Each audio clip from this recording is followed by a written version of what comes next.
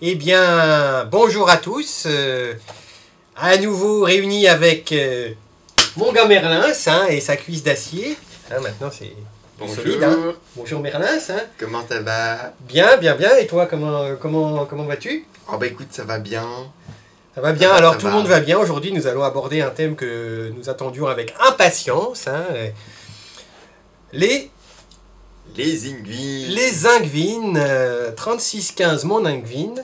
Aujourd'hui, nous allons étudier un petit peu comment que ça marche l'Ingvine. Première chose, évidemment, l'Ingvine est un croyant. Tout à fait. Un fervent croyant avec sa Bible, avec comme ici Frank Herbert. C'est important, c'est le personnage le plus principal chez eux. D'accord. Le petit Frankie, on l'appelle, dans les milieux autorisés.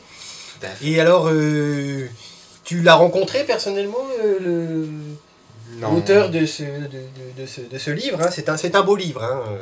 Alors j'ai lu le livre, il parle de lui comme un messie, mais j'ai pas pu le voir. J'ai été très déçu d'ailleurs. C'est pour ça il faut croire pour le voir, mais là c'est vrai que si on le voit pas, on a plus de mal à y croire. Tout à fait. Ouais, c'est un peu plus compliqué. Et alors, quelle est la substantifique moelle de ce livre, de cette Bible? Alors, la substantifique moelle de ce livre... De quoi ça parle, quoi? De quoi ça... Ça parle d'une planète des sables, avec des fers qui ondulent dans le sable. Alors, pour ceux qui n'auraient pas suivi, nous en avons déjà parlé précédemment, une planète de sable sur laquelle on trouve des petits Fremen. Les petits hommes verts. Voilà. Et donc, je vous renvoie à 3615 Mont Fremen, pour ceux qui n'auraient pas suivi. Donc, une planète des sables. Tout à fait. Et je vois, Merlin, mon gars, que tu arbores un drôle de pendentif. Peux-tu nous en dire plus? Tout à fait. Nous l'avons trouvé sur un décor d'un Ingvine appartenant à la Sainte Inquisition. Par contre, apparemment ça se porte comme ça, mais je comprends pas bien à quoi ça sert. Pour une arme en bois, ça se fait un peu léger. Tire-bouchon, mais c'est peut-être pour ça qu'il était mort. S'il utilisait ça comme arme, c'est sûr que... Peut-être pour ça aussi. Ouais. Après, on a eu une autre hypothèse. Une deuxième hypothèse. Le thermomètre. Le thermomètre. Et tout à coup, tout s'éclaire. Ça fait mal. Comment... Ah oui, bon déjà, on a essayé. C'est douloureux.